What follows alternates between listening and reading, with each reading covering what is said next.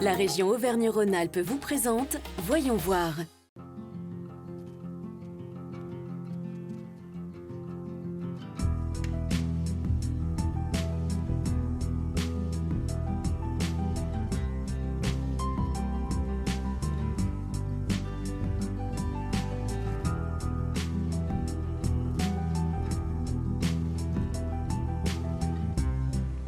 Bienvenue dans ce nouveau numéro de Voyons voir consacré au parasport.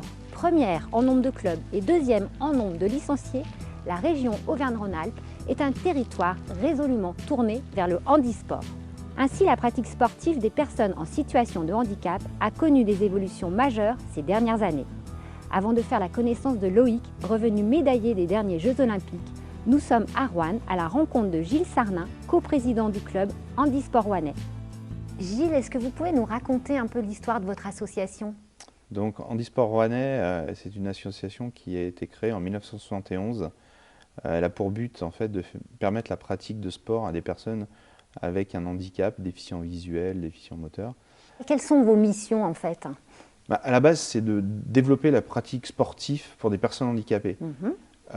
Mais on s'est aperçu, enfin mes prédécesseurs se sont aperçus, qu'en fait il y avait plus cette notion de lien social, de lieu de rencontre qui derrière a permis aussi à des gens qui n'étaient pas forcément des sportifs à la base, mais de devenir des sportifs et des compétiteurs. Et quel message vous voulez apporter en fait avec cette association ? C'est un message général, c'est pas parce qu'on c'est pas parce qu'on a un accident de la vie, même au niveau physique qu'au niveau social, qu'on ne peut pas forcément se relever et que il y a toujours une phrase moi que j'ai appréciée, c'est que c'est vrai que tout seul on va plus vite, mais ensemble on va plus loin. Et vous personnellement, qu'est-ce que ça vous apporte d'être coprésident de cette association ? Alors moi ça m'apporte déjà puisque j'ai l'avantage d'avoir du temps, donc de pouvoir m'en occuper. Ensuite, en Handisport Rouennais, je suis arrivé, j'étais à la limite de me déplacer en fauteuil électrique, parce que j'ai une sclérose en plaques, entre un fauteuil électrique et un fauteuil manuel. Et donc j'ai commencé par faire du rugby, j'en fais toujours. Je faisais pas un tour de terrain. Le premier entraînement que j'ai fait avec le fauteuil, j'arrivais pas à faire un tour de terrain, alors que c'est l'échauffement pour eux. Et avec le temps, avec la pratique, maintenant, ça m'a permis de mon fauteuil électrique, il est en train de prendre la poussière dans le garage, et maintenant je ne suis qu'en manuel. Ça m'a donné une autonomie. Donc cette salle, elle est mixte, en fait, oui. Avec des personnes en situation de handicap et des gens valides. Ils viennent s'entraîner donc sur toutes ces machines de torture. Alors, vous pouvez nous les montrer ? Oui, bien sûr. Donc là, en fait, on a des machines qui sont vraiment adaptées aussi bien à des personnes valides qu'à des personnes en situation de handicap, qui peut même aller jusqu'à des fauteuils électriques. Donc là, pour simuler le développé couché, donc le valide peut s'allonger sur le banc. Et ensuite, on a juste à enlever. Et quand on est en fauteuil, hop, on adapte. Et le fauteuil vient se caler. Donc après, ça peut travailler en hauteur. La personne est vraiment en totale autonomie. Voilà, ça permet de mélanger, que tout le monde peut être ensemble. Il n'y a pas besoin d'avoir des machines pour des personnes handicapées, des machines pour les personnes valides. Là, on a une machine qui réunit tout le monde. Partons maintenant en Haute-Savoie, où le jeune Johan, victime d'un accident en 2017, a fait le souhait de participer un jour aux Jeux paralympiques en ski alpin. Il vient d'ailleurs d'intégrer le club de ski des Carrozes. Il est la nouvelle star de son ski club.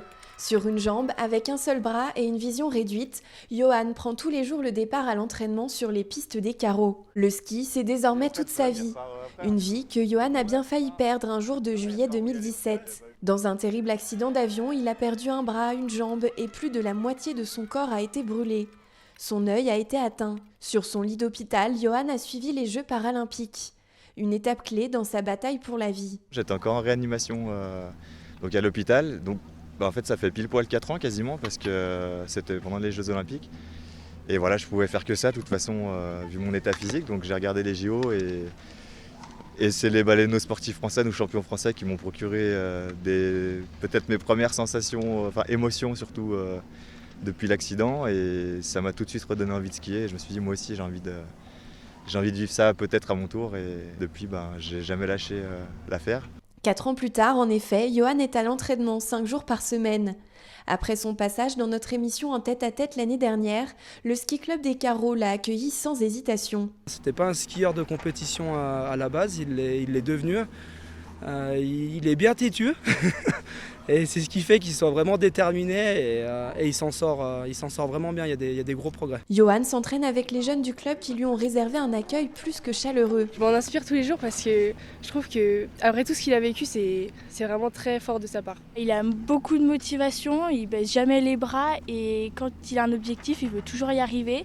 Pour l'accompagner sur sa route jusqu'aux Jeux de Milan en 2026, le ski club a mis en place une cagnotte. On a lancé sur une plateforme de crowdfunding qui s'appelle I Believe in You. Donc il y a un projet de pouvoir, grâce au financement du public, aider les familles qui n'ont pas forcément les moyens de se payer du matériel de ski, aider les athlètes qui sont dans le besoin pour des problèmes de handicap à aller jusqu'au bout de leur objectif. Johan a en effet un équipement spécifique qui coûte cher, des protections car il ne peut pas repousser les piquets de slalom comme les autres, un ski adapté ou encore une prothèse spéciale conçue par son partenaire Chablos Orthopédie. Le chemin sera long jusqu'au jeu, mais Johan ne lâche rien. Nous voici maintenant de retour en terre rouennaise. Loïc Vergniaud, triple médaillé d'argent des JO de Pékin, nous a permis de le suivre lors de son entraînement. Rencontre avec ce handbiker passionné. Donc Loïc, tu t'entraînes sur ces machines aussi tous les jours ? Oh, pas tous les jours, mais ouais, ça fait partie de la préparation. Je viens quelques fois dans la salle du club pour ma préparation physique. Ouais. Et donc là, tu es revenu des JO médaillé et je vois que tu as ramené aussi un tatouage, c'est ouais, ça ? J'ai fait faire il y a pas longtemps ce tatouage pour... c'était mon objectif premier de participer aux Jeux, donc comme j'aime bien les tatouages, j'en ai profité pour en faire un. Donc c'est mon tatoueur, Franck de Crazy Gang, qui m'a offert ça. C'était tes premiers JO ? Ouais, mes premiers Jeux. Ouais. Et ça faisait longtemps que tu t'entraînais pour ? Ça faisait à peu près depuis les Jeux de Rio, en fait, où j'avais m'étais mis comme objectif de participer au suivant. D'accord. Donc ça m'a reculé d'1 an, mais j'y suis arrivé. Et quand on ramène une médaille comme ça, qu'est-ce que ça représente ? C'est déjà la rançon de tous les sacrifices, on va dire, de tout le travail que j'ai fait pendant toutes ces années. Et puis voilà, on est quand même fiers. Et puis ça, notre famille, enfin ma famille, mes amis, mes entraîneurs, tous ceux qui m'ont entouré, je pense qu'ils étaient fiers aussi de moi. Donc voilà, ils ont tous participé à ces médailles. Et qu'est-ce qui t'a donné envie de faire particulièrement cette discipline ? Ça m'a permis au début de faire du sport sans être gêné par mon handicap en fait. Donc je pouvais sortir, me défouler, on va dire, sur le vélo, vraiment aller au bout de l'effort sans avoir d'autres souffrances que celles apportées par le pédalage, quoi. Et en parlant de pédalage, quoi de mieux que de sortir et d'assister à l'entraînement de notre champion sur son vélo.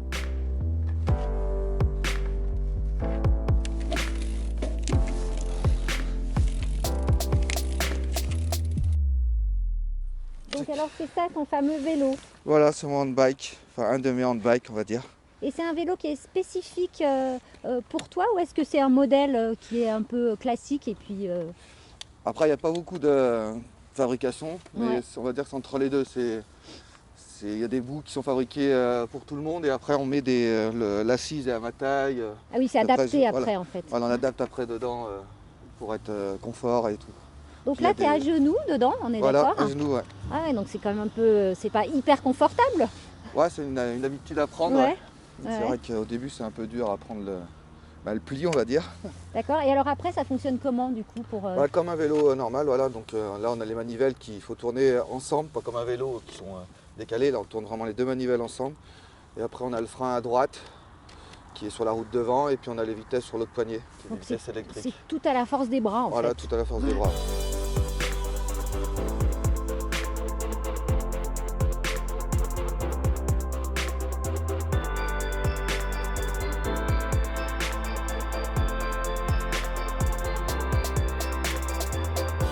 Qu'est-ce que ça t'apporte tous les jours de faire cet entraînement? C'est pour progresser. Donc tous les jours, c'est des entraînements différents, on va dire. Ouais. Il y a des entraînements de foncier spécifiques. On travaille un peu toutes les caractéristiques pour être un bon coureur, quoi.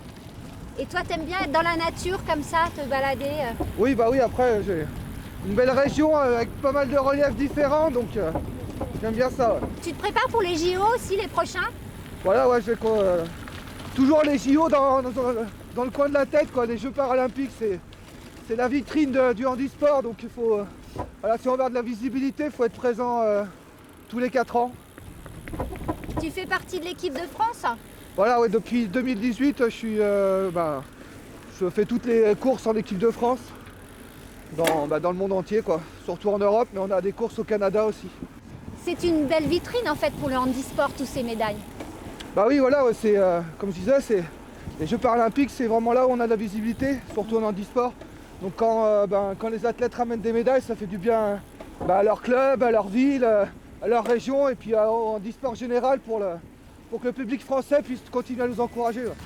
De nouveaux acteurs ont développé une offre adaptée à différents publics aux côtés de fédérations sportives engagées de longue date dans le sport pour les personnes en situation de handicap. La région Auvergne-Rhône-Alpes bénéficie ainsi d'un solide maillage d'acteurs structurés et dotés d'une expertise forte. Le développement et la structuration du parasport peut ainsi s'appuyer sur un tissu d'acteurs ressources qui ne cesse d'augmenter.